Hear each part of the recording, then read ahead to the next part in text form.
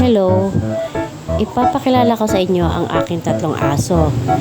Siya si Uno, ang panganay sa aking tatlong aso, at ang dalawa niyang kapatid na si Holly at saka si Dos.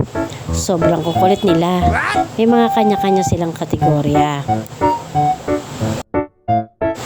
Na nakapagkasama mo sila, naku, sobrang makukonsumi ka. Ito si Holly at saka si Dos. Si Holly, siya ang pinakamakulit sa kanilang magkakapatid. Sobrang likot niya na parang kiti-kiti. Pero napakalambing niyan. Sobrang lambing at ang bait.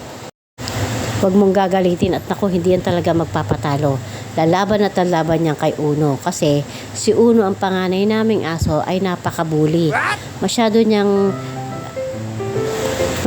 kinakayang-kayanan yung dalawa. Ayaw niya na nilalambing namin yung dalawa.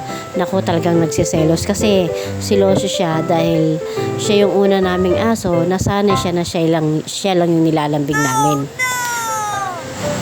Si Dos naman, yung aso namin na pangatlo, na pinakabata sa lahat. Siya yung tahimik lang siya, malambing at saka tahimik. Pero minsan naaawa ako sa kanya kasi kayang-kayanan siya ng dalawa. Masyado siya nabubugbog kay Holly at saka kay Uno. So yan ang istorya ng tatlo naming aso makukulit. Si Uno, si Holly at saka si Dos.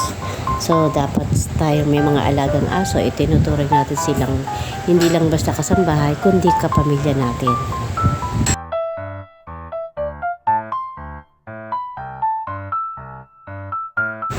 So that's all for now. Thanks for watching.